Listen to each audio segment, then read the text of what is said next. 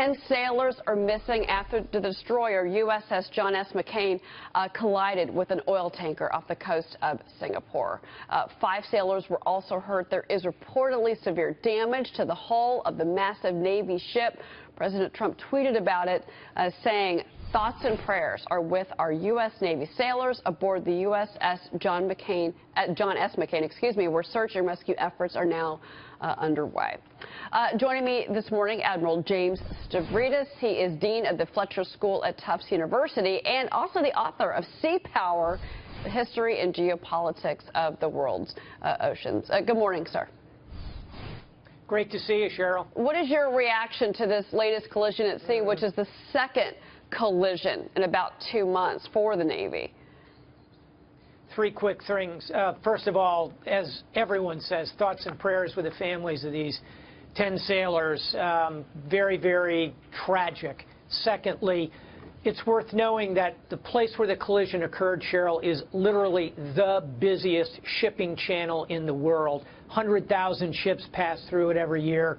The traffic density is what you might see on a freeway, but these are big ships, 10,000 tons, 20,000 tons, up to 100,000 tons, so very dangerous. And thirdly, as you point out, it is shocking to me as an admiral, as a sailor who has commanded a similar ship to this. I've been through the Malacca Straits dozens of times. It's shocking to see 2 of these events within 60 days. I can't recall a period of real tragedy for the Navy like this. It's going to require the Navy to look hard at what we're doing and to do a safety stand down and understand how this could happen. Well, let's talk about that a little bit more because, you know, as we were talking about, the USS Fitzgerald had collided with a container ship in the waters off of Japan. 7 dead there.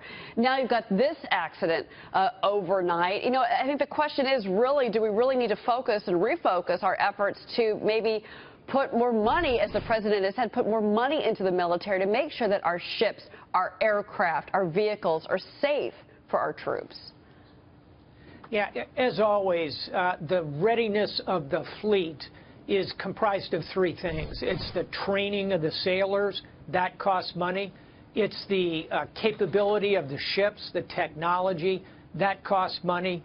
And it's the chain of command, the ability of sailors to ensure that everyone who goes to sea is ready to go to sea, the command and control of the Navy. And that requires resources. So I think the president is on the right note with this idea of expanding the size of the fleet because these ships are overused, that sailors get tired at sea.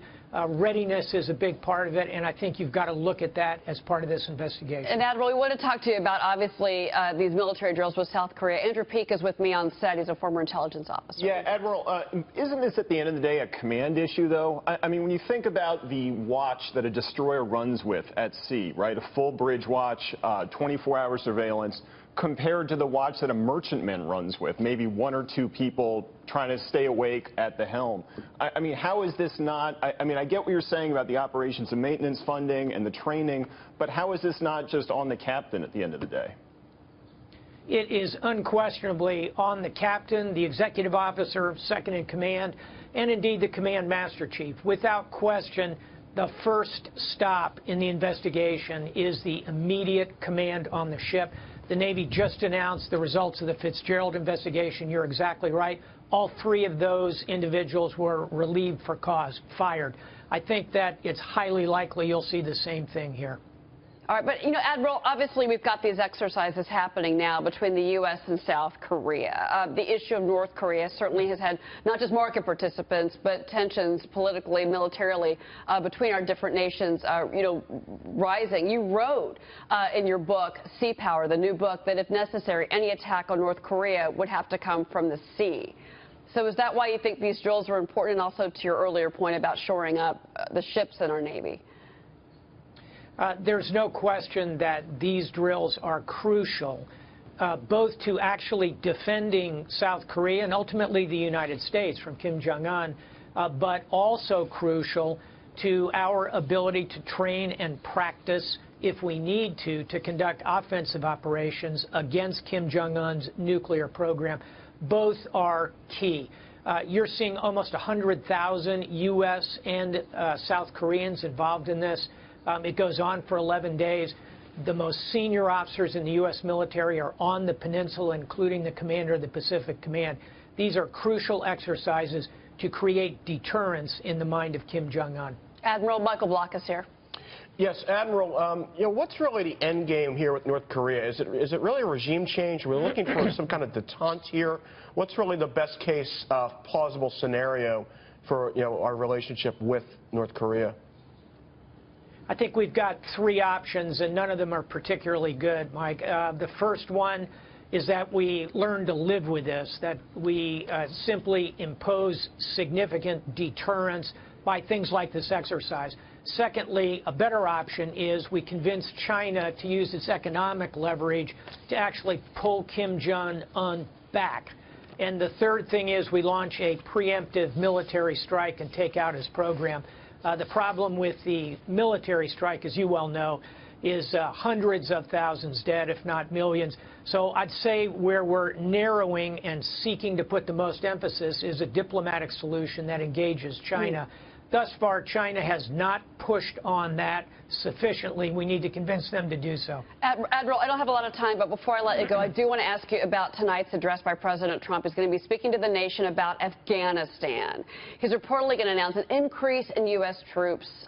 Is that the right strategy, in your opinion?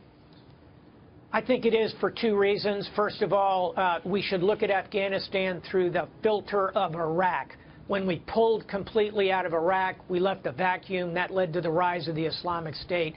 Secondly, we ought to remember that these are not massive amounts of troops. When I commanded the Afghan operation as the NATO commander, had responsibility for it, I had 150,000 allied troops there.